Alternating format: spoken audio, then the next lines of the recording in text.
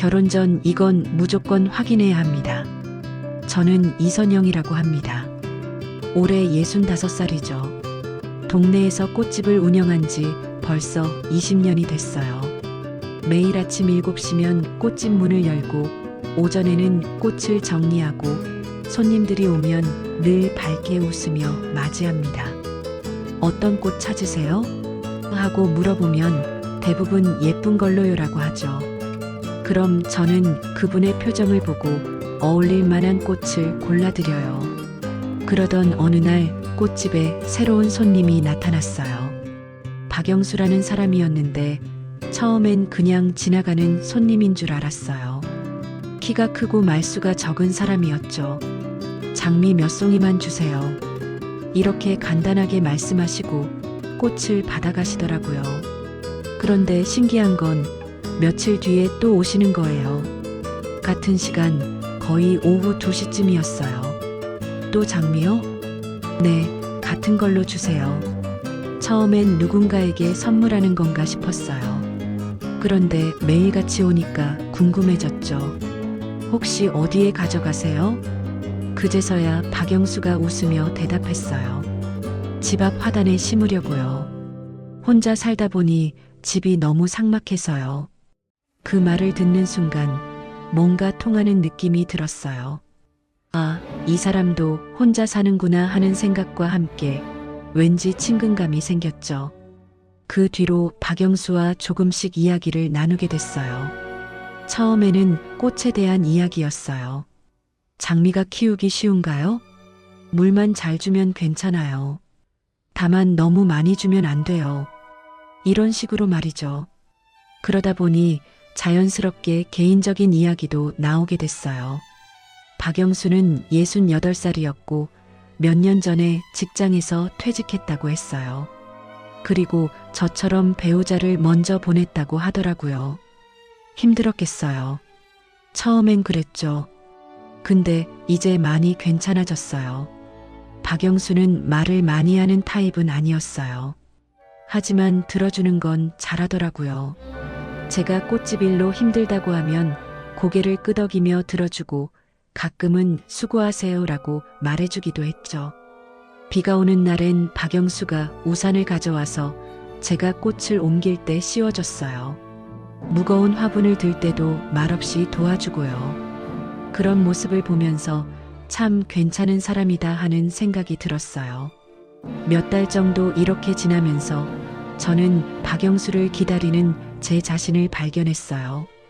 오후 2시쯤 되면 시계를 보게 되고 박영수가 오면 왠지 마음이 밝아졌어요. 어느 날 박영수가 조심스럽게 물어봤어요. 혹시 시간 되시면 커피 한 잔 하실래요? 솔직히 가슴이 두근거렸어요. 이런 느낌이 든 게 정말 오랜만이었거든요. 좋아요. 그렇게 대답하고 나서 저는 거울을 보며 머리를 다시 빗었어요. 왠지 설렜죠. 커피를 마시면서 더 많은 이야기를 나눴어요. 박영수는 생각보다 섬세한 사람이었어요. 제가 좋아할 만한 이야기를 찾아서 해주고 제 말을 끝까지 들어줬어요. 전처 문제나 아이 문제는 다 정리됐어요. 그때 박영수가 이렇게 말했어요. 저는 그 말을 깊이 묻지 않았어요. 사실 묻기가 좀 조심스럽기도 했고 정리됐다는 말을 그대로 믿고 싶었거든요. 그날 밤 집에 돌아와서 혼자 생각해 봤어요. 박영수와 함께 있을 때의 기분을 말이죠. 오랜만에 누군가와 대화하며 웃었고 누군가 제 이야기를 진지하게 들어주는 기분을 느꼈어요. 이런 기분을 다시 느낄 수 있을 줄 몰랐다. 그런 생각이 들면서 동시에 무서운 마음도 있었어요. 혹시 제가 너무 외로워서 누구든 좋게 보이는 건 아닐까 하는 걱정이었죠. 하지만 박영수는 정말 괜찮은 사람 같았어요. 배려심도 있고 말도 차분하게 하고요. 무엇보다 저를 편하게 대해줬어요. 그렇게 우리의 만남이 시작됐습니다. 매일 오후 2시에 꽃집 방문이, 일주일에 한두 번의 커피 시간이, 그리고 점점 자주 만나는 시간들이 됐죠. 저는 그때 정말 행복했어요. 다시는 이런 감정을 느낄 수 없을 거라고 생각했는데 65살에 이런 설렘을 느끼게 될 줄 몰랐거든요. 그런데 지금 생각해보면 그때의 저는 사랑에 빠진 게 아니라 외로움에서 벗어나고 싶었던 것 같아요. 박영수와 함께 있으면 더 이상 혼자가 아니라는 안도감이 컸던 거죠. 하지만 그때는 그런 걸 구별할 수 없었어요. 오랜만에 찾아온 따뜻함에 빠져서 다른 건 보이지 않았거든요. 박영수와 만난 지 6개월 정도 지났을 때였어요. 꽃집 단골 손님인 김정희가 눈치를 챘더라고요. 김정희는 저보다 1살 어린 64세인데 이 동네에서 20년 넘게 살면서 꽃집도 자주 이용하는 분이에요. 선영아, 요즘 표정이 많이 밝아졌네? 그날 김정희가 장미 한 다발을 사면서 말했어요. 저도 모르게 얼굴이 빨개졌죠. 뭔 소리예요? 아니야, 분명히 뭔가 있어. 화장도 예전보다 진하게 하고 옷도 예쁜 걸 입고 다니잖아. 사실 김정희의 말이 맞았어요. 박영수를 만나면서 거울을 더 자주 보게 됐고 옷장에서 예쁜 옷을 꺼내 입기 시작했거든요. 오랫동안 꺼내지도 않았던 립스틱도 발라보고요. 결국 김정희에게 박영수 이야기를 털어놓았어요. 김정희는 제 말을 들으면서 계속 고개를 끄덕였어요. 아이고, 그래서 그랬구나. 나도 궁금했어. 누가 매일 장미를 사가나 싶어서. 눈치챘어요? 당연하지. 이 동네에서 누가 꽃을 사는지 다 알아. 그런데 그분이 어떤 분이야? 저는 박영수에 대해 아는 것들을 말해줬어요. 68살이고 퇴직했고 혼자 산다는 것, 그리고 전처와 아이 문제는 정리됐다는 것까지요. 김정희가 잠깐 생각하더니 말했어요. 전처 문제가 정리됐다는 게 뭔 뜻이야? 구체적으로 물어봤어? 아니요. 그냥 그렇다고 하니까. 선영아, 그 나이 남자가 전처 문제 깔끔하게 정리되는 경우는 별로 없어. 특히 아이가 있으면 더더욱. 김정희의 말에 뭔가 찜찜한 기분이 들었어요. 하지만 박영수가 거짓말을 할 이유가 없다고 생각했어요. 몇 주 뒤 김정희가 또 꽃집에 왔어요. 이번엔 표정이 진지했어요. 선영아, 나 요즘 생각해봤는데 그분과 결혼 생각은 없어? 결혼이요? 사실 저도 생각해본 적이 있어요. 박영수와 함께 있으면 편하고 더 이상 혼자가 아니라는 기분이 좋았거든요. 하지만 결혼까지는 생각해보지 않았어요. 그 나이에 저런 괜찮은 사람 다시 못 만나. 내가 봐도 정말 괜찮은 분 같던데? 김정희가 제 등을 떠밀기 시작했어요. 그런 말을 들으니까 조금씩 마음이 움직였어요. 하지만 결혼은 너무 성급한 것 같아요. 성급하긴 뭐가 성급해. 우리 나이에 연애를 몇 년씩 할 거야? 좋은 사람 만나면 빨리 결정하는 게 맞아. 그날 밤 집에서 혼자 생각해 봤어요. 김정희 말이 맞는 것 같았어요. 65살에 이런 기회가 다시 올까 싶었거든요. 며칠 뒤 박영수와 커피를 마시면서 조심스럽게 물어봤어요. 우리 앞으로 어떻게 지낼까요? 박영수가 잠시 생각하더니 대답했어요. 결혼 생각 있어요? 갑작스러운 질문에 당황했지만 마음 한편으론 기뻤어요. 박영수도 저와 같은 생각을 하고 있었구나 싶어서요. 저도 생각해 봤어요. 그럼 진지하게 이야기해 볼까요? 그렇게 우리는 결혼에 대해 이야기하기 시작했어요. 박영수는 말했어요. 저도 혼자 사는 게 외로워요. 선영 씨와 함께하면 서로 의지가 될 수 있을 것 같아요. 사랑이라는 말은 나오지 않았어요. 하지만 오히려 그게 더 현실적으로 느껴졌어요. 우리 나이에 드라마 같은 사랑을 기대하는 것보다 서로 의지하며 사는 게 더 중요하다고 생각했거든요. 전처분이나 자녀분과는 정말 문제 없나요? 그때 다시 한번 물어봤어요. 박영수는 확신에 찬 목소리로 대답했어요. 네, 다 정리됐어요. 걱정하지 마세요. 그 말을 듣고 안심했어요. 아니, 안심하고 싶었던 것 같아요. 김정희에게 결혼 이야기를 하니까 정말 좋아했어요. 잘했어. 혼자 늙어가는 것보다 훨씬 낫지. 동네 사람들도 축하해줬어요. 꽃집 단골 할머니들은 그 나이에 재혼하다니 용기가 대단하다며 부러워했어요. 결혼 준비는 간단했어요. 성대한 결혼식을 할 나이도 아니고 서로 간소하게 하자고 합의했거든요. 혼인신고만 하고 가까운 사람들과 간단한 식사 자리만 갖기로 했어요. 혼인신고를 하러 가는 날 아침 거울을 보면서 생각했어요. 정말 결혼하는구나. 설레기도 하고 떨리기도 했어요. 주민센터에서 혼인신고서에 서명할 때는 손이 떨렸어요. 이제 우리 부부네요. 박영수가 웃으며 말했어요. 저도 웃었지만 왠지 실감이 나지 않았어요. 그런데 혼인신고를 마치고 집에 돌아온 그날 저녁부터 뭔가 달라지기 시작했어요. 박영수의 휴대폰이 울렸거든요. 여보세요. 박영수가 전화를 받는 목소리가 들렸어요. 처음에는 누구인지 모르겠더라고요. 하지만 통화하는 내용을 들어보니 뭔가 심각한 이야기인 것 같았어요. 그건 안 된다고 했잖아. 지금 상황이 어떤 상황인데. 박영수의 목소리가 점점 날카로워졌어요. 저는 부엌에서 저녁을 준비하면서도 귀를 기울였어요. 아니야, 그건 내가 알아서 해야지. 내가 뭘 어떻게 하라고? 통화가 끝나고 박영수가 거실로 돌아왔을 때 표정이 완전히 굳어 있었어요. 무슨 일이에요? 조심스럽게 물어봤지만 박영수는 대답하지 않았어요. 그냥 별일 아니에요라고만 했죠. 하지만 그날 밤부터 이런 전화가 자주 오기 시작했어요.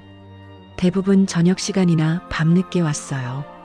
박영수는 전화를 받을 때마다 다른 방으로 가서 작은 목소리로 이야기했어요. 처음에는 그냥 넘어갔어요. 결혼하면 원래 이런 거겠지. 각자 개인적인 일들이 있을 테니까. 이렇게 생각했거든요. 하지만 전화 통화 후에 박영수 모습이 신경 쓰였어요. 얼굴이 굳어 있고 한숨을 자주 쉬고 멍하니 있을 때가 많았거든요. 힘든 일 있으면 말해요. 부부잖아요. 어느 날 용기를 내서 물어봤어요. 하지만 박영수는 고개를 저었어요. 아니에요. 그냥 예전 직장일로 가끔 연락 오는 거예요. 그 말을 듣고 더 이상 묻지 않았어요. 하지만 마음 한편으론 뭔가 숨기는 게 있다는 생각이 들었어요. 결혼한 지 일주일도 안 됐는데 벌써 이런 기분이 드는 게 정상인가 싶었어요. 연애할 때는 이런 전화가 없었거든요. 아니면 제가 몰랐던 걸까요? 그때부터 조금씩 불안해지기 시작했어요. 내가 너무 성급하게 결혼한 건 아닐까? 박영수에 대해 정말 아는 게 없구나. 이런 생각이 들었어요. 하지만 이미 결혼한 상황이었어요. 그리고 박영수가 나쁜 사람은 아니었거든요. 그저 개인적인 일이 있을 뿐이라고 스스로를 달랬어요. 그렇게 새로운 생활이 시작됐지만 마음 한구석에는 계속 의문이 남아 있었어요. 결혼한 지 한 달이 지나가면서 그 이상한 전화들의 정체가 조금씩 드러나기 시작했어요. 어느 토요일 오후였어요. 저는 꽃집 정리를 하고 있었고 박영수는 집에서 TV를 보고 있었어요. 그런데 또 전화가 왔더라고요. 이번에는 평소보다 목소리가 더 커졌어요. 아니, 그게 내가 할 일이야? 내 엄마한테 가서 말해봐. 저는 손을 멈추고 귀를 기울였어요. 내 엄마라는 말이 들렸거든요. 내가 지금 결혼했다고 했잖아. 상황을 좀 이해해줘. 그 순간 깨달았어요. 이 전화는 박영수의 자녀와 통화하는 거였구나. 그런데 왜 결혼했다는 걸 이제야 말하는 걸까요? 통화가 길어졌어요. 박영수의 목소리는 점점 지쳐갔어요.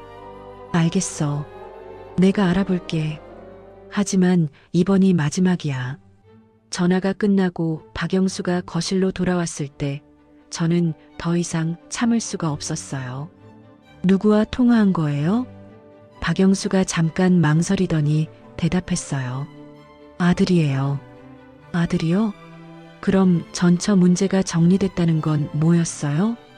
박영수의 얼굴이 굳어졌어요.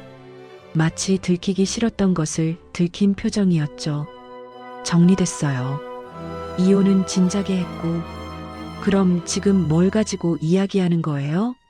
왜 매일 전화가 와요? 박영수가 한숨을 쉬더니 소파에 앉았어요. 아이가 아직 어려서 양육비 문제로 가끔 연락이 와요. 그제야 조금씩 진실이 드러나기 시작했어요. 전처와 이혼은 했지만 아직 고등학생인 막내 아이가 있고 양육비를 보내고 있다는 거였어요. 아이가 몇 살이에요? 17살이에요. 17살이요? 그럼 한창 돈들 나이잖아요. 박영수가 고개를 끄덕였어요. 그래서 가끔 연락이 오는 거예요. 학원비나 용돈 문제로. 저는 어이가 없었어요. 결혼 전에 전처 문제는 다 정리됐다고 했던 말이 무색했어요. 왜 결혼 전에 말하지 않았어요? 말하면 부담스러워 할까 봐요. 그 말을 듣는 순간 화가 났어요. 부담스럽다고 숨기는 게 맞나요? 부부가 되면 함께 짊어져야 할 일이잖아요. 그런데 그게 끝이 아니었어요. 며칠 뒤 또 전화가 왔는데 이번에는 여자 목소리였어요. 제가 전화를 받았거든요. 여보세요? 박영수 씨 계세요? 누구세요? 저 김미경이에요. 영수 아버지와 통화할 일이 있어서요. 그 순간 심장이 쿵 떨어지는 느낌이었어요. 영수 아버지라고 부른다는 건 이 사람이 전처라는 뜻이잖아요. 잠깐만요. 박영수에게 전화를 넘겨주고 저는 부엌으로 피했어요. 하지만 들리더라고요. 응, 알겠어. 내일 만나서 이야기하자. 만난다고요? 전처와 만난다는 거예요? 전화가 끝나고 박영수에게 물어봤어요. 전처분과 만나는 거예요? 아이 문제 때문에 잠깐 만나야 해요. 무슨 문제요? 진로 상담이 필요하다고 하네요. 대학 문제도 있고. 저는 점점 화가 났어요. 결혼 전에는 전혀 몰랐던 일들이 결혼 후에 계속 터져 나오는 거예요. 결혼 전에 이런 이야기를 왜 안 했어요? 박영수가 짜증스러운 표정을 지었어요. 아빠로서 책임이잖아요. 그 말이었어요. 바로 그 말. 아빠로서 책임이잖아. 그 한마디로 모든 대화가 끝났어요. 더 이상 할 말이 없다는 듯이 저는 그때 깨달았어요. 이 결혼에서 저는 아내지만 동시에 항상 설명받는 사람이라는 것을. 박영수의 인생에서 일어나는 일들을 알 권리도 없고 의견을 낼 권리도 없는 사람이라는 거요. 다음 날 박영수가 전처를 만나러 나갔어요. 오후 2시에 나가서 저녁 7시에 돌아왔어요. 5시간 동안 뭘 이야기했는지 궁금했지만 물어보면 또 아빠로서 책임이라는 말이 돌아올 게 뻔했어요.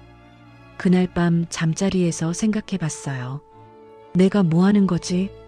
박영수는 여전히 전처와 정기적으로 만나고 아이 문제로 수시로 연락하고 양육비도 보내고 있어요. 그런데 저는 그 어떤 것에도 참여할 수 없고 알 권리도 없고 그저 집에서 기다리기만 하는 사람이었어요. 일주일 뒤 더 큰 문제가 생겼어요. 박영수가 갑자기 말했거든요. 다음 주에 아들이 집에 올 거예요. 아들이요? 네, 대학 상담 때문에 서울에 와야 한대요. 저는 당황했어요.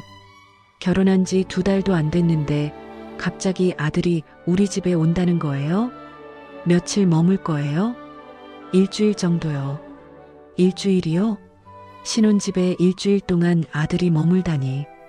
미리 말씀해 주셨으면 좋았을 텐데요. 박영수가 시큰둥한 표정으로 대답했어요. 갑자기 정해진 일이에요. 또 설명받는 사람이 됐어요. 박영수의 인생에서 일어나는 일들은 모두 갑자기 정해지는 일이고 저는 그저 받아들여야 하는 사람이었어요. 박영수의 아들 민수가 집에 온 날 저는 긴장했어요. 어떻게 인사해야 할지, 뭐라고 말해야 할지 몰랐거든요. 민수는 40살 정도로 보이는 남자였어요. 아버지를 닮아서 키가 크고 말수가 적었어요. 하지만 박영수와는 달리 뭔가 날카로운 느낌이 있었어요. 안녕하세요. 민수예요. 짧게 인사하더니 아버지와 방으로 들어가 버렸어요. 저는 거실에서 혼자 TV를 봤어요. 그날 저녁 식사 자리는 정말 어색했어요. 민수는 저와 거의 대화하지 않았어요. 아버지와만 이야기했죠. 아빠, 엄마가 대학 학비 걱정하고 있어. 얼마나 들어?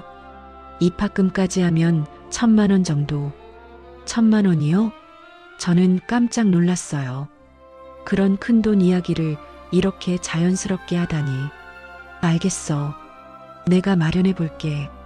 박영수가 쉽게 대답했어요. 마치 1,000만 원이 작은 돈인 것처럼. 저는 그제야 깨달았어요.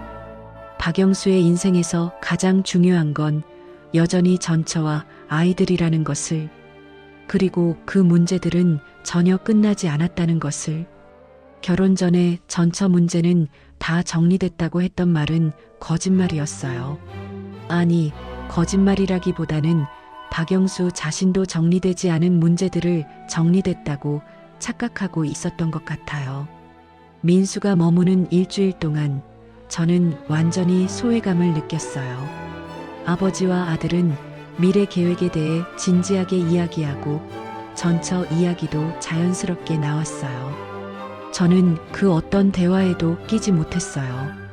특히 충격적이었던 건 민수가 엄마가 요즘 혼자 살기 힘들어한다고 말했을 때였어요. 다시 만날 생각 없어? 민수가 아버지에게 물어봤어요. 박영수는 잠깐 저를 쳐다보더니 고개를 저었어요. 그런 생각 없어. 하지만 그 대답이 확신에 찬 것 같지는 않았어요. 민수가 떠난 후 저는 박영수에게 말했어요. 이 결혼이 맞는 건가 싶어요. 박영수가 놀란 표정으로 저를 봤어요. 갑자기 그게 무슨 말이에요? 갑자기가 아니에요. 결혼 전에 듣지 못했던 이야기들이 너무 많아요. 그런 일들은 시간이 지나면 다 정리될 거예요. 또 그런 말이었어요. 정리될 거라는 말. 하지만 언제 정리되는 거죠? 아이가 대학을 졸업할 때까지? 결혼할 때까지? 아니면 평생? 그때 저는 깨달았어요. 이 결혼은 시작부터 균형이 맞지 않았다는 것을. 저는 박영수의 새로운 인생을 시작하려고 결혼했는데 박영수는 기존 인생에 저를 끼워 넣으려고 결혼했던 거예요. 그리고 그 기존 인생에서 가장 중요한 부분은 여전히 전처와 아이들이었어요.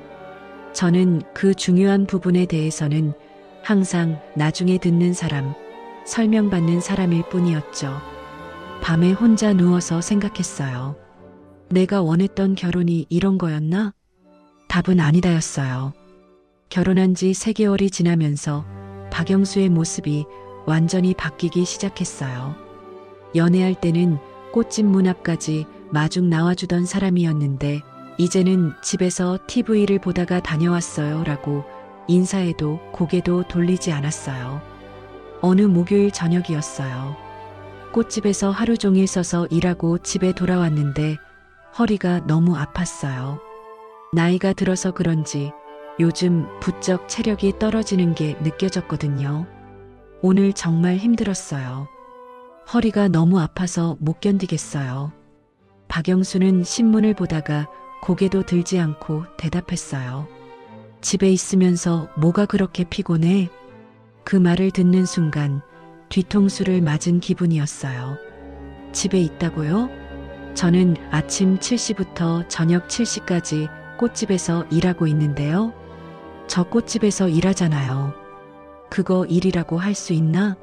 그냥 취미로 하는 거지. 취미라고요? 20년 넘게 운영해온 제 생업을 취미라고 하다니. 그때부터 저는 박영수가 제 일을 얼마나 가볍게 생각하는지 알게 됐어요. 연애할 때는 수고하세요라고 말해주던 사람이 결혼하고 나니까 제 일을 인정하지 않더라고요.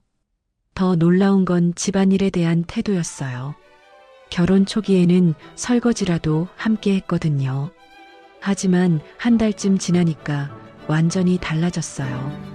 밥 됐어요? 저녁 7시만 되면 이 말이 나왔어요. 제가 퇴근해서 현관문을 열고 들어서자마자요. 처음에는 당연하다고 생각했어요. 아내가 밥을 차려주는 게 맞다고 여겨왔으니까요. 하지만 점점 부담이 됐어요. 어느 날은 꽃집 일이 특히 바빠서 늦게 들어왔어요. 8시가 넘었거든요. 그런데 박영수가 인상을 찌푸리며 말했어요. 밥이 이렇게 늦어도 되나? 죄송해요. 오늘 주문이 많아서요. 그럼 미리 해놓고 가든지. 미리 해놓고 가라고요? 아침 6시에 일어나서 저녁밥까지 준비하고 꽃집에 가라는 말인가요? 그날 밤 제가 씻고 있는 동안 박영수가 화장실 문을 두드렸어요. 내 속옷 어디 있어? 서랍에 있어요. 어느 서랍? 옷장 맨 위 서랍이요. 5분 뒤에 또 두드렸어요. 양말이 없네. 두 번째 서랍에 있어요. 이런 식이었어요. 자기 물건이 어디 있는지도 모르고 찾으려고 하지도 않고 그냥 저에게 물어보면 된다고 생각하는 거예요. 연애할 때는 제가 가방이 무거우면 들어주고 문 앞에서 기다려주던 사람이었는데 결혼하고 나니까 저를 당연히 챙겨줘야 하는 사람으로 여기는 것 같았어요. 특히 짜증났던 건 박영수가 술을 마시는 날이었어요. 박영수는 일주일에 한두 번 정도 동네 친구들과 술을 마셨어요. 연애할 때는 술 마시고 들어갈게요라고 미리 말하고 집에 들어와서도 조용히 들어왔거든요. 하지만 결혼 후에는 완전히 달랐어요. 어느 금요일 밤 11시쯤이었어요. 박영수가 술에 취해서 들어왔어요. 저는 이미 잠옷을 입고 내일 꽃집에서 쓸 리본을 정리하고 있었어요. 여보, 안주 좀 준비해줘. 갑자기 안주를 준비해달라는 거예요. 지금요? 벌써 11시가 넘었는데요. 술 마시면 해장국이라도 먹어야지. 해장국을 11시에 끓여달라는 거였어요. 저는 내일 아침 7시에 일어나야 하는데요. 내일 아침에 드세요. 그러자 박영수가 불만스러운 표정을 지었어요. 다른 집 여자들은 다 해주는데. 다른 집 여자들요? 저는 다른 집 여자가 아니라 박영수의 아내인데 왜 다른 사람과 비교하는 거죠? 결국 그날 밤 해장국을 끓여줬어요. 하지만 마음이 좋지 않았어요. 그런 일들이 반복되면서 점점 지쳐갔어요. 꽃집 일도 해야 하고 집안일도 해야 하고 박영수의 비위도 맞춰야 하고 어느 날 저녁 정말 힘들어서 소파에 누워 있었어요. 하루 종일 서서 일하고 저녁밥 준비하고 설거지까지 마치고 나니까 기운이 하나도 없었거든요. 박영수가 옆에 앉더니 말했어요. 요즘 왜 이렇게 힘들어해? 나이가 드니까 체력이 예전 같지 않네요. 그럼 꽃집 그만둬. 저는 깜짝 놀랐어요. 꽃집을 왜 그만둬요? 나 혼자 벌어도 충분히 살 수 있어. 집에서 쉬어. 그 말을 들었을 때 뭔가 이상했어요. 좋은 제안 같지만 왠지 불편했거든요. 꽃집은 제 일이에요. 20년 넘게 해온 일인데 그만둘 수 없어요. 일이라고 하기엔 너무 작잖아. 그냥 시간 때우기 정도지. 또 그런 말이었어요. 제 일을 무시하는 말. 작아도 제 일이에요. 그리고 제가 좋아하는 일이기도 하고요. 박영수가 한숨을 쉬었어요. 그럼 하든지. 하지만 집안일은 제대로 해줘.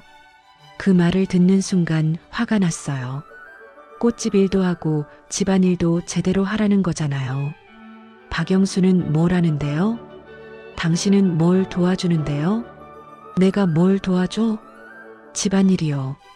박영수가 어이없다는 표정으로 저를 봤어요. 남자가 집안일을 왜 해?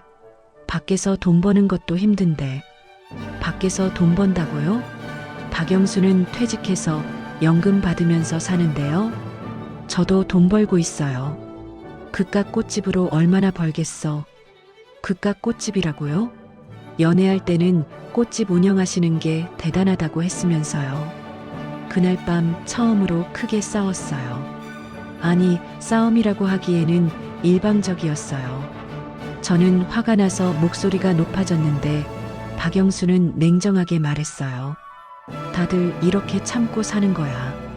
그 한마디였어요. 바로 그 말이 저에게 가장 큰 충격이었어요. 다들 이렇게 참고 산다고요? 결혼이 참고 사는 거라고요? 참는다는 게 무슨 뜻이에요? 부부가 되면 서로 맞춰줘야지. 내가 좀 더 이해해줘. 저만 이해해달라는 거였어요. 박영수는 전혀 맞춰줄 생각이 없었어요. 그때 깨달았어요. 박영수는 처음부터 함께 사는 태도를 생각해 본 적이 없다는 것을. 그저 아내가 된 저에게 기대하는 역할이 있을 뿐이었어요. 밥 차리는 아내, 집안일하는 아내, 박영수의 기분을 맞춰주는 아내. 연애할 때의 그 배려심 많던 모습은 어디 갔는지 모르겠어요. 다음 날 아침 박영수가 아무 일 없었다는 듯 말했어요. 밥 안 해줄 거야? 저는 그제야 완전히 깨달았어요. 이 사람에게 저는 동등한 파트너가 아니라 서비스를 제공해야 하는 사람이라는 것을 꽃집에 가면서 생각해 봤어요. 내가 뭘 위해 결혼한 거지? 외로움을 달래려고? 함께할 사람이 필요해서? 그런데 지금 저는 연애할 때보다 훨씬 외롭고 힘들었어요. 연애할 때는 박영수와 함께 있으면 행복했는데 결혼하고 나서는 박영수와 함께 있어도 혼자인 기분이었어요. 아니, 혼자일 때보다 더 외로웠어요. 혼자 살 때는 최소한 누가 저를 무시하지는 않았거든요. 제 일을 폄하하지도 않고 당연하다는 듯 뭔가를 요구하지도 않았어요. 그날 저녁 집에 들어가기 전에 꽃집에 앉아서 한참 생각했어요. 이게 내가 원했던 결혼인가? 답은 아니었어요. 전혀 아니었어요. 저는 서로 챙겨주고 의지하고 함께 늙어가는 동반자를 원했어요. 하지만 지금의 결혼은 저 혼자 챙겨주고 저 혼자 의지하고 저 혼자 늙어가는 것 같았어요. 박영수에게는 사랑도 사라지고 배려도 사라지고 오직 아내에 대한 기대만 남아 있었어요. 그리고 그 기대는 날이 갈수록 커져만 갔어요. 밤에 잠들기 전 마지막으로 생각했어요. 이 결혼을 계속해야 하나? 그 질문에 대한 답은 아직 나오지 않았지만 한 가지는 확실했어요. 지금 이대로는 안 된다는 것. 결혼한 지 5개월쯤 됐을 때 박영수가 갑자기 말했어요. 앞으로 생활비를 좀 줄여야겠어. 저는 장을 보다가 손을 멈췄어요. 왜요? 무슨 일 있어요? 민수가 차를 바꿔야 한대. 지금 타는 차가 너무 오래됐다고 해서. 민수 차 이야기였어요. 또 아들 이야기. 차요? 얼마나 해요? 2천만 원 정도. 2천만 원이요? 저는 깜짝 놀랐어요. 우리 생활비를 줄여가면서 아들 차에 2천만 원을 지원한다고요? 그런 큰 돈을 갑자기 어떻게 해요? 적금 좀 깨고 없는 부분은 대출 받으면 돼. 적금을 깨고 대출까지 받는다고요? 아들 차 하나 때문에요? 꼭 지금 바꿔야 하나요? 박영수가 불편한 표정을 지었어요. 민수가 영업직이라 차가 중요해. 고객들 만날 때 이미지도 있고. 저는 이해할 수 없었어요. 40살 넘은 아들이 차를 바꾸는데 왜 아버지가 돈을 대줘야 하죠? 민수 씨가 스스로 마련하면 안 돼요?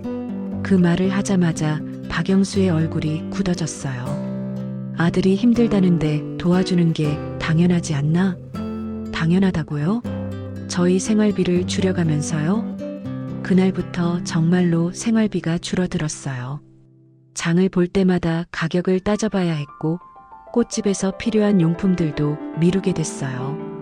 반면에 민수에게는 돈이 물처럼 흘러갔어요. 한 달 뒤에는 민수 월급이 줄었다며 생활비를 보태달라고 했어요. 매달 50만 원씩이요. 50만 원이요? 저희도 생활비가 빠듯한데요. 조금만 참아. 민수가 새 일자리 구하면 끊을 거야. 조금만 참으라는 말. 그 말이 박영수의 입에서 얼마나 자주 나오는지 모르겠어요. 그런데 민수의 새 일자리는 구해지지 않았고 50만 원은 계속 나가고 있었어요. 어느 날 꽃집에서 계산을 해보니까 이번 달 수입이 평소보다 적었어요. 단골 손님 몇 분이 이사를 가셨거든요. 그래서 박영수에게 조심스럽게 말했어요. 이번 달 꽃집 수입이 좀 적어요. 생활비가 부족할 것 같아요. 박영수가 짜증스러운 표정을 지었어요. 그럼 더 열심히 하든지.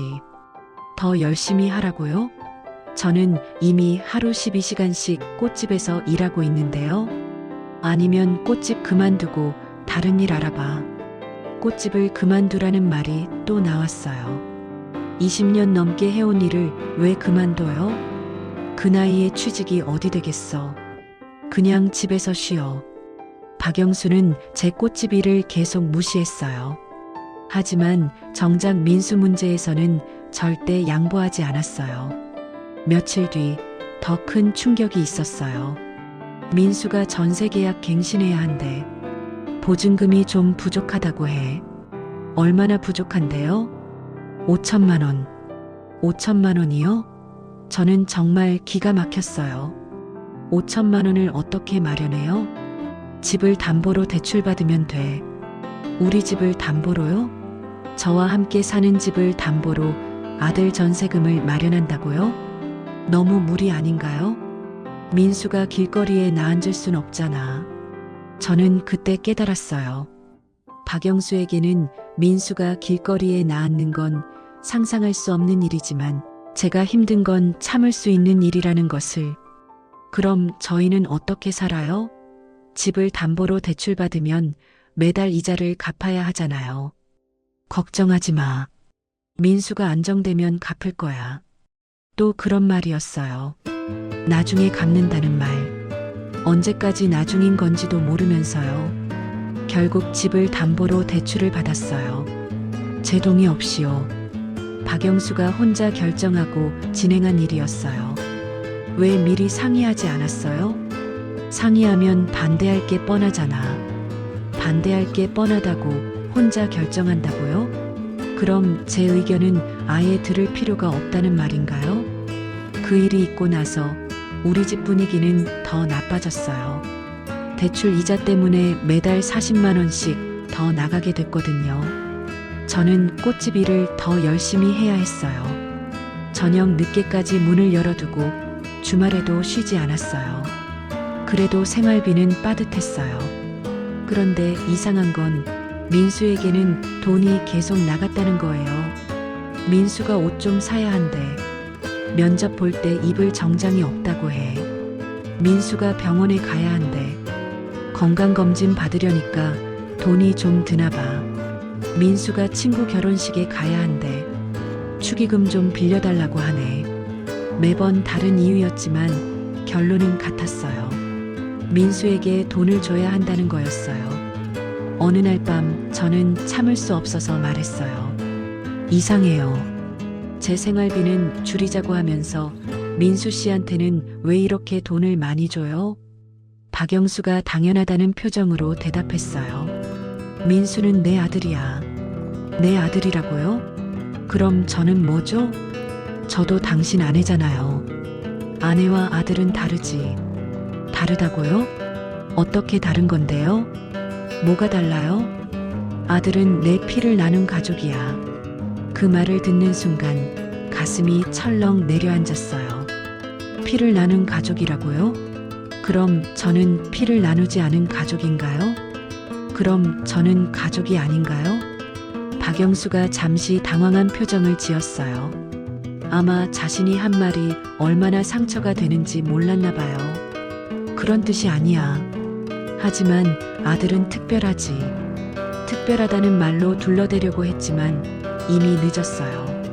저는 박영수의 마음을 알게 됐거든요. 이 집에서 진짜 가족은 박영수와 민수였어요. 저는 그냥 함께 사는 사람일 뿐이었어요. 돈이 필요할 때 보태주고, 힘들 때 참아주고, 불편할 때 맞춰주는 사람. 다음 날 민수가 또 전화를 했어요.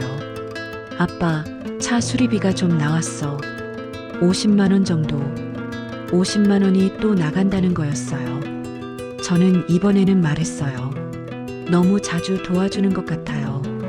박영수가 차갑게 쳐다봤어요. 내 돈으로 내 아들 도와주는 게 왜 문제야?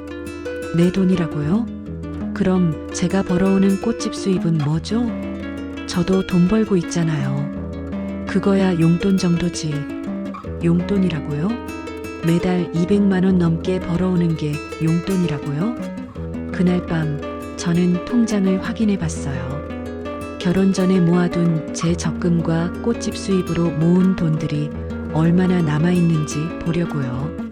생각보다 많이 줄어 있었어요. 생활비 부족분을 제가 계속 보태주고 있었거든요.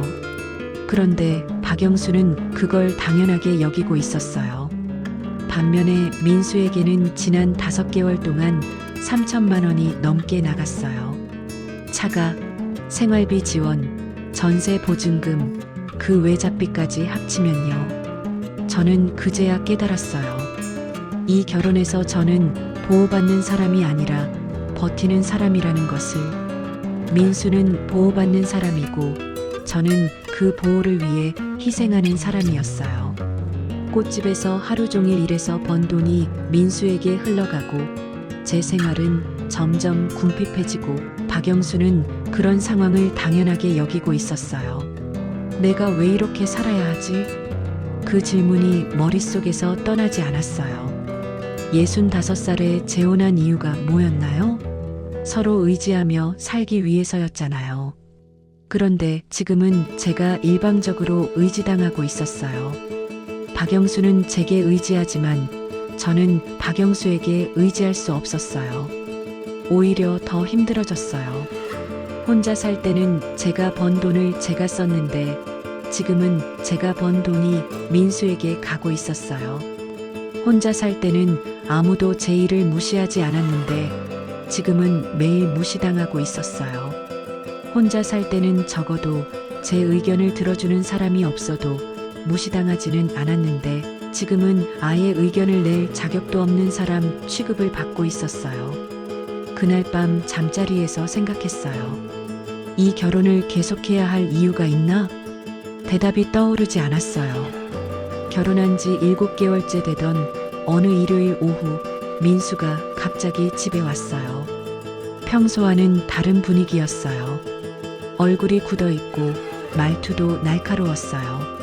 아빠, 이야기 좀 해야겠어요. 민수가 거실에 앉으면서 저를 힐끗 쳐다봤어요. 뭔가 불편한 시선이었죠. 박영수가 무슨 일이야? 라고 물었지만 민수는 제가 있는 게 거슬린다는 표정이었어요. 혼자 이야기하고 싶어요. 저를 다른 곳으로 가라는 뜻이었어요. 제가 방으로 들어가려고 하는데 민수가 말했어요. 아니에요. 어차피 말할 거니까 들으세요. 그리고는 바로 본론으로 들어갔어요. 아빠, 요즘 너무 무리하시는 것 같아요. 무슨 무리? 돈 문제 말이에요. 전세 보증금에 차값에 생활비까지 아빠 형편에 너무 무리잖아요. 저는 깜짝 놀랐어요. 민수가 돈이 부담된다고 말하다니 지금까지 당연하다는 듯 받기만 했는데요. 박영수도 당황한 표정이었어요. 괜찮다고 했잖아. 괜찮을 리가 없어요. 집까지 담보로 잡히고 적금도 다 깼다면서요. 민수가 박영수를 쳐다보더니 제게 시선을 돌렸어요. 아버지 인생에 왜 끼어드셨어요? 그 말이 나오는 순간 저는 숨이 멎는 기분이었어요. 아버지 인생에 왜 끼어들었냐고요? 민수야, 그게 무슨 말이야? 박영수가 당황해서 말렸지만 민수는 멈추지 않았어요. 솔직히 말할게요. 아빠는 재혼하기 전에는 이렇지 않았어요. 저한테 이렇게 무리해서 돈을 주려고 하지 않았다고요. 그게 무슨, 결혼하고 나서 갑자기 아빠 노릇하려고 하시잖아요. 왜요? 새어머니 앞에서 멋진 아버지로 보이시려고요? 민수의 말은 여기서 끝나지 않았어요. 아빠가 힘든 걸 모르는 줄 알아요? 꽃집에서 번 돈까지 끌어다 쓰시는 거 다 알고 있어요. 꽃집에서 번 돈까지 안다고요? 저는 박영수를 쳐다봤어요. 설마 민수에게 제 사정까지 이야기한 건가요? 박영수가 난처한 표정을 지었어요. 그런 건 신경 쓸 필요 없어. 어떻게 신경 안 써요? 아빠가 빚까지 내가면서 저를 도와주고 있는데. 민수가 저를 똑바로 쳐다봤어요. 저 때문에 아빠가 힘들어 하시는 거 보기 싫어요. 그리고 솔직히 이 결혼 자체가 잘못된 것 같아요. 민수야. 박영수가 소리쳤지만 민수는 계속했어요. 아빠는 혼자 살 때가 훨씬 편하셨어요. 돈 걱정도 없었고 저희랑도 편하게 지냈고. 근데 지금은 뭐예요? 저는 말문이 막혔어요. 민수가 보기에는 제가 박영수의 인생을 망치는 사람인 거였어요. 그리고 하나 더 말하자면 새어머니도 이상해요. 뭐가 이상하다는 거야? 아빠 돈을 자기 일에 쓰면서 왜 우리 가족 일에는 간섭해요? 우리 가족 일이라고요? 저는 가족이 아니라는 뜻인가요? 간섭한 적 없어요. 제가 작은 목소리로 말했지만 민수는 비웃듯 웃었어요. 없다고요? 아빠한테 제가 돈을 너무 많이 받는다고 하신 거 아니에요? 그런 게 아니라. 그럼 뭐예요? 저희 모자 관계에 끼어들어서 이간질한 거 아니에요? 이간질이라고요? 저는 그저 가정 경제가 힘들다고 말한 것 뿐인데 그게 이간질인가요? 박영수가 민수를 말리려고 했어요. 그만해. 내가 너무 심하게 말하고 있어. 하지만 민수는 멈추지 않았어요. 심하기는요. 저는 사실대로 말하는 거예요. 아빠, 정말 생각해 보세요. 이 결혼이 아빠에게 도움이 되는 거예요? 그리고는 저를 향해 말했어요. 그리고 새어머니도 생각해 보세요. 아빠한테 뭘 바라는 거예요? 돈이요? 아니면 노후 대책이요? 그 말을 듣는 순간 온몸에 힘이 빠졌어요. 민수가 저를 그런 식으로 보고 있었구나. 아버지 돈을 노리는 사람으로요. 아니에요. 저는. 아니라고요? 그럼 뭐예요? 사랑이요? 민수가 코웃음을 쳤어요. 65살에 무슨 사랑이에요. 서로 필요해서 만난 거잖아요. 그럼 이제 필요 없다고 생각하면 헤어지는 게 맞지 않나요? 저는 더 이상 들을 수 없었어요. 일어나서 방으로 가려고 했는데 민수가 마지막으로 말했어요. 아빠, 진짜 생각해 보세요. 엄마도 아직 혼자 살고 있고 저도 아빠가 편하게 사셨으면 좋겠어요. 엄마 이야기까지 나왔어요. 전처 이야기였어요. 민수는 아직도 부모가 다시 만나기를 바라고 있었구나. 그날 밤 저는 방에서 나오지 않았어요. 저녁도 안 먹고 박영수가 문을 두드려도 대답하지 않았어요. 민수는 밤늦게 집을 나갔어요. 박영수와 무슨 이야기를 더 했는지는 모르겠어요. 다음 날 아침 박영수가 조심스럽게 말했어요. 민수가 어린애라서 그래. 신경 쓰지 마. 어린애요? 40살 넘은 사람이요? 민수 말 중에 틀린 건 없어요. 뭐가 안 틀려? 저 때문에 당신이 힘들어하는 거 맞잖아요. 혼자 살 때가 더 편했던 것도 맞고요. 박영수가 부인하려고 했지만 확신이 없어 보였어요. 그런 거 아니야. 그럼 뭐예요? 저와 결혼해서 좋은 점이 뭐예요? 박영수가 대답하지 못했어요. 저도 생각해봤어요. 이 결혼에서 제가 얻은 게 뭔지요. 외로움이 해결됐나요? 아니요. 오히려 더 외로워졌어요. 경제적으로 도움이 됐나요? 아니요. 제 돈만 나가고 있어요. 정서적 지지를 받고 있나요? 아니요. 매일 무시당하고 있어요. 그럼 제가 왜 이 결혼을 계속해야 하죠? 그날 저녁 저는 꽃집에 갔어요. 집에 있기가 답답해서요. 꽃집에 앉아서 민수가 한 말들을 다시 생각해 봤어요. 아버지 인생에 왜 끼어드셨어요? 그 말이 계속 머릿속을 맴돌았어요. 정말 저는 끼어든 걸까요? 박영수의 인생의 불청객처럼? 그런데 생각해 보니 민수 말이 맞는 것 같았어요. 박영수는 재혼 후 오히려 더 힘들어하고 있었어요. 저 때문에 아들에게 더 잘해주려고 무리하고 그 무리는 결국 제 몫에서 빠져나가고 있었어요. 그리고 저는 이 집에서 진짜 가족이 아니었어요. 박영수의 진짜 가족은 전처와 아이들이었어요. 저는 그저 함께 사는 사람일 뿐이었고요. 자정이 넘어서야 집에 들어갔어요. 박영수는 이미 잠들어 있었어요. 저는 거실에 앉아서 마지막으로 생각해 봤어요. 내 아들은 어떨까? 제 아들은 결혼 전에 한 번 인사만 했어요. 어머니가 좋으시다면 저도 찬성해요라고 했죠. 하지만 그 뒤로는 연락도 거의 없었어요. 명절 때나 안부 전화를 하는 정도였어요. 저도 아들에게 새아버지 이야기를 별로 하지 않았어요. 뭔가 어색하고 부담스러웠거든요. 결국 저희 각자의 아이들은 철저히 배제된 채 저희 둘만의 결혼이었던 거예요. 하지만 실제로는 박영수의 아이들이 계속 개입하고 제 아이는 완전히 소외됐어요. 이게 정상적인 재혼 가정인가요? 꽃집에서 장미들을 정리하다가 갑자기 눈물이 났어요. 처음에는 한두 방울이었는데 점점 많아졌어요. 결국 꽃들 사이에서 혼자 울었어요. 65살에 이런 일을 겪게 될 줄 몰랐어요. 외로워서 시작한 결혼이 더 큰 외로움을 주다니. 그날 밤 저는 처음으로 확신했어요. 이 결혼은 끝내야 한다고. 민수와의 일이 있고 난 뒤 집 안 분위기는 얼어붙었어요. 박영수는 아들이 한 말 때문에 미안하다고 했지만 저는 오히려 민수가 사실대로 말한 것 같았어요.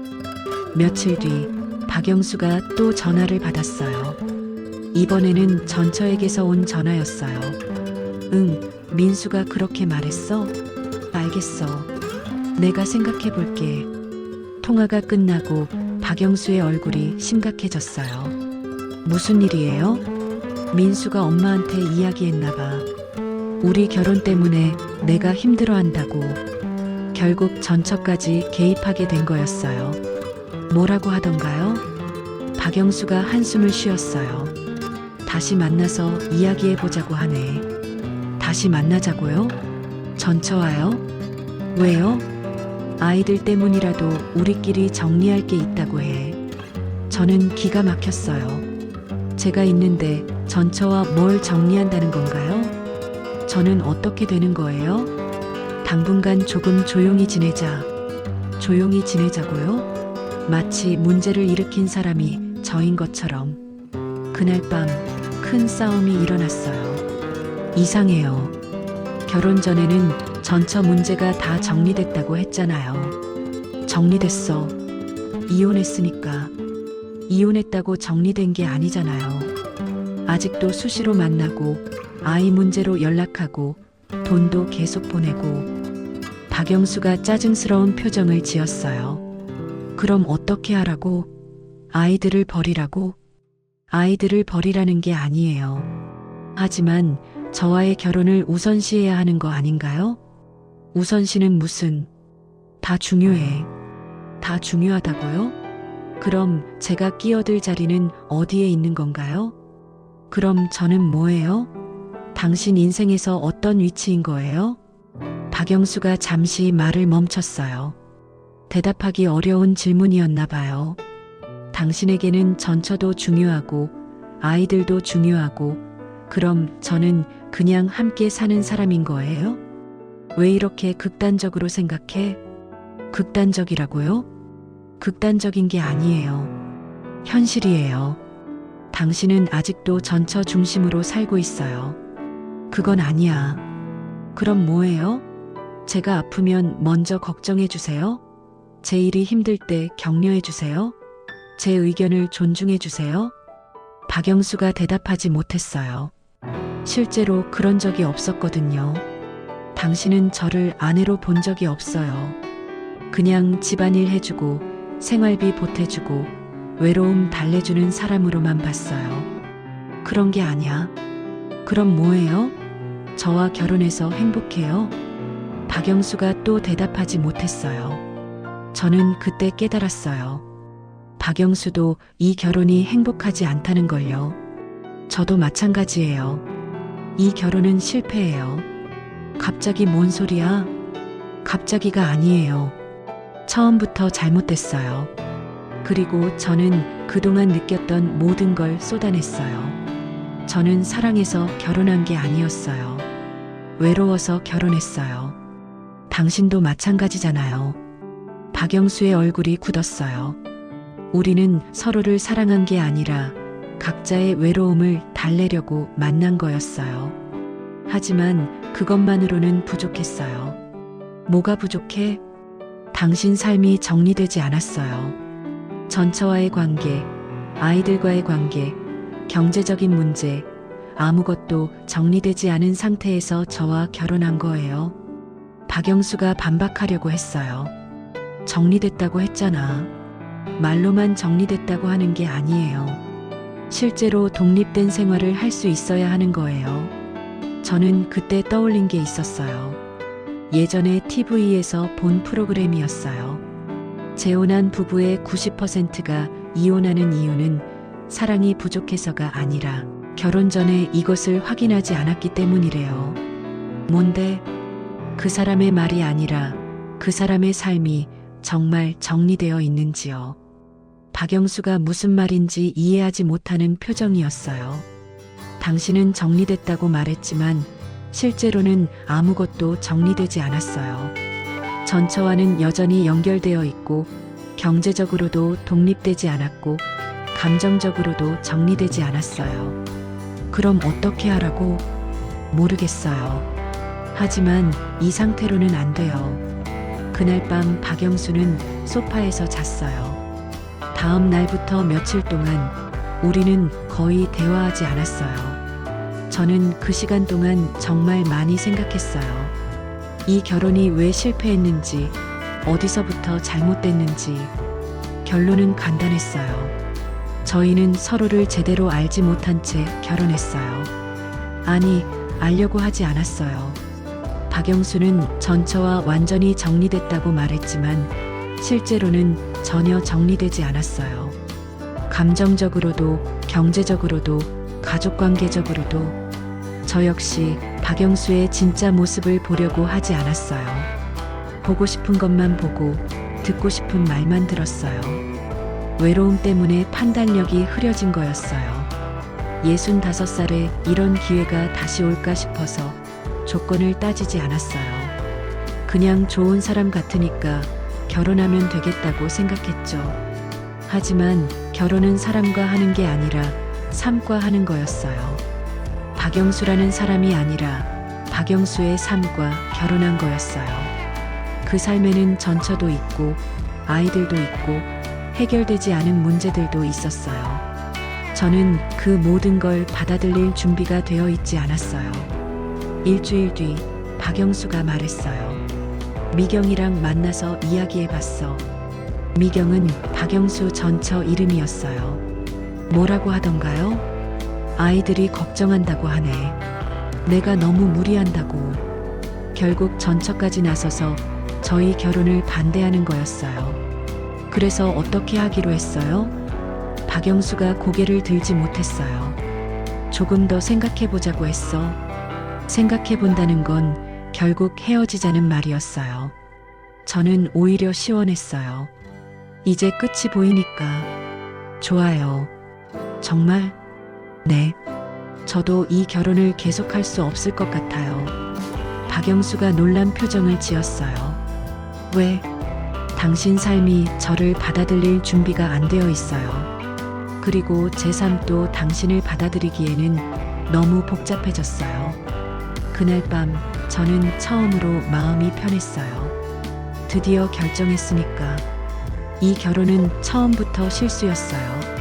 하지만 그 실수를 통해 배운 게 있어요. 결혼 전에 확인해야 할 건 그 사람의 인격이 아니라 그 사람의 삶이 정리되어 있는지였어요. 아무리 좋은 사람이라도 삶이 정리되지 않으면 함께 할 수 없어요. 그게 재혼의 진짜 조건이었어요. 이혼 절차는 생각보다 간단했어요. 박영수도 저도 더 이상 이 결혼을 유지할 이유를 찾을 수 없었거든요. 재산 분할도 복잡하지 않았어요. 각자 결혼 전 재산은 각자 가져가기로 했고 결혼 후 공동으로 산 것도 별로 없었으니까요.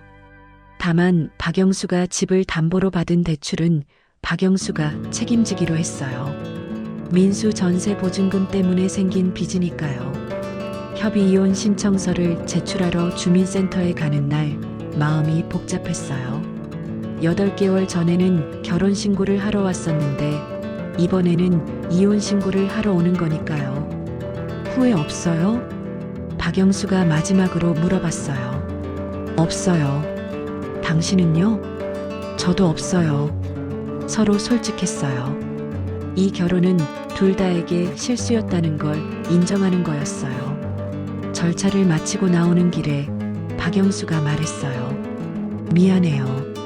제가 준비가 안 되어 있었나 봐요. 저도 마찬가지예요. 너무 외로워서 성급하게 결정한 것 같아요. 그렇게 우리는 헤어졌어요. 집으로 돌아와서 박영수가 쓰던 물건들을 정리했어요. 옷장에서 박영수 옷들을 빼내고 화장실에서 면도기와 로션을 치우고 거실에서 박영수가 즐겨보던 신문들을 정리했어요. 정리하면서 이상한 기분이 들었어요. 슬프기보다는 시원한 기분이었어요. 마치 무거운 짐을 내려놓은 것 같았어요. 그 무거운 짐은 박영수가 아니라 제가 감당할 수 없는 상황들이었어요. 전처와의 관계, 아들과의 갈등, 경제적 부담, 그리고 계속 무시당하는 느낌까지. 처음 며칠은 적응하기 어려웠어요. 아침에 일어나서 아무도 없는 집을 보면 또 혼자가 됐다는 실감이 났거든요. 저녁에 집에 들어와서도 다녀왔습니다라고 말할 사람이 없었어요. 하지만 며칠 지나니까 달라졌어요. 아침에 일어나서 제가 먹고 싶은 것만 차리면 됐어요. 박영수 취향에 맞춰서 반찬을 만들 필요도 없고 시간에 쫓겨서 저녁을 준비할 필요도 없었어요. 꽃집에서 힘든 일이 있어도 집에 와서 누군가 눈치를 볼 필요가 없었어요. 피곤하면 그냥 쉬면 됐어요. 가장 좋았던 건 제 돈을 제가 쓸 수 있다는 거였어요. 꽃집 수입이 적은 달에도 누군가 탓하는 사람이 없었고 제가 필요한 것을 사는데 눈치 볼 필요도 없었어요. 한 달쯤 지났을 때 김정희가 꽃집에 왔어요. 선영아, 어떻게 지내? 김정희는 제가 이혼한 걸 알고 있었어요. 동네에서 소문이 났거든요. 잘 지내요. 힘들지 않아? 아니요. 오히려 편해요. 김정희가 놀란 표정을 지었어요. 정말? 외롭지 않아? 처음에는 조금 그랬는데 지금은 괜찮아요. 혼자 사는 게 이렇게 편한 줄 몰랐어요. 실제로 그랬어요. 결혼했을 때보다 혼자 사는 게 훨씬 편했어요. 결혼했을 때는 늘 누군가 신경 써야 할 사람이 있었는데 지금은 제 자신만 챙기면 됐어요. 그래도 나이 들어서 혼자 사는 게 불안하지 않아? 김정희가 걱정스러운 표정으로 물어봤어요. 불안하기는 해요. 하지만 잘못된 사람과 함께 사는 것보다는 낫죠. 그날 밤 저는 처음으로 혼자 여행을 계획해봤어요. 부산으로 2박 3일 여행을 가기로 했어요. 결혼 전에도 혼자 여행한 적은 없었거든요. 남편이 살아있을 때는 같이 다녔고 혼자 될 때는 여행할 엄두가 나지 않았어요. 하지만 이제는 달랐어요. 누구 눈치 볼 필요도 없고 허락받을 필요도 없었어요. 부산 여행은 정말 좋았어요. 바다를 보면서 커피를 마시고 맛있는 음식을 먹고 예쁜 꽃집들을 구경했어요. 모든 걸 제 마음대로 할 수 있었어요. 여행에서 돌아와서 꽃집에 더 집중하기 시작했어요. 그동안 박영수 일로 신경 쓸 일이 많아서 소홀했던 부분들을 다시 정리했어요. 새로운 꽃 종류도 들여놓고 인테리어도 조금 바꿔봤어요. 손님들이 꽃집이 더 예뻐졌다고 말해주시더라고요. 그러면서 깨달은 게 있어요. 저는 누군가와 함께 살기 위해 태어난 사람이 아니라 저 자신으로 살기 위해 태어난 사람이라는 것. 물론 외로울 때도 있어요.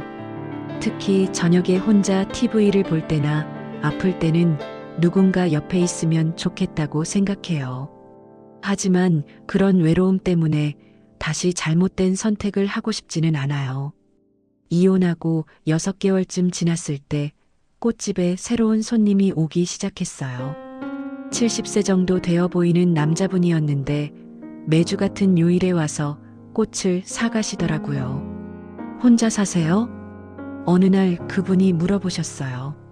네, 저도 혼자 살아요. 혹시 시간 되시면 커피 한 잔 하실래요? 박영수와 만났을 때와 비슷한 상황이었어요. 하지만 이번에는 달랐어요. 감사하지만 지금은 혼자 지내는 게 편해요. 정중히 거절했어요.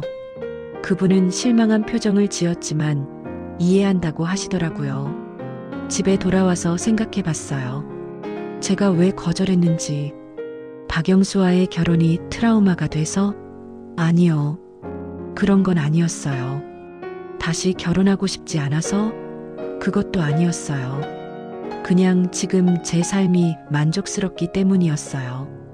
혼자 사는 게 편하고 제 시간을 제가 관리할 수 있고 제 돈을 제가 쓸 수 있고 제 결정을 제가 할 수 있는 게 좋았어요. 만약 언젠가 다시 누군가를 만난다면 그때는 확실히 확인할 거예요. 그 사람이 착한지 멋있는지가 아니라 그 사람의 삶이 정말 정리되어 있는지, 전 연인과의 관계가 깔끔하게 정리되어 있는지, 자녀들과의 관계가 건강한지, 경제적으로 독립되어 있는지, 감정적으로 안정되어 있는지, 그리고 무엇보다 새로운 사람을 받아들일 준비가 진짜로 되어 있는지. 저 역시 그런 준비가 되어야겠죠. 지금의 저는 아직 그런 준비가 안 되어 있어요. 아니, 굳이 그런 준비를 할 필요도 없다고 생각해요. 혼자 사는 것도 하나의 선택이니까요. 어제 꽃집에 젊은 여자분이 오셨어요. 30대 초반으로 보이는 분이었는데 결혼 준비 중이라고 하시더라고요. 어떤 꽃이 좋을까요? 어떤 결혼식인지에 따라 달라요. 어떤 분과 결혼하세요? 3년 사귄 남자친구요. 정말 좋은 사람이에요. 그 말을 들으면서 문득 생각했어요. 좋은 사람이라는 말만으로는 부족하다고. 결혼 전에 꼭 확인하세요. 제가 그분께 말했어요. 뭐요? 그 사람이 아니라 그 사람의 삶이 정말 정리되어 있는지요. 그분이 무슨 말인지 모르겠다는 표정을 지었어요. 전 연인과의 관계, 가족과의 관계, 경제적인 부분, 모든 게 깔끔하게 정리되어 있는지 확인해 보세요. 특히 나이가 들수록요. 왜요? 나이 들수록 중요한 건 혼자가 되는 게 아니라 나 자신으로 사는 거거든요. 잘못된 사람과 함께 사는 것보다 혼자라도 온전한 내 자신으로 사는 게 훨씬 행복해요. 그분이 고개를 끄덕이며 들어주셨어요. 그날 밤 저는 처음으로 확신했어요. 이 선택이 맞다고. 혼자 사는 게 맞다고.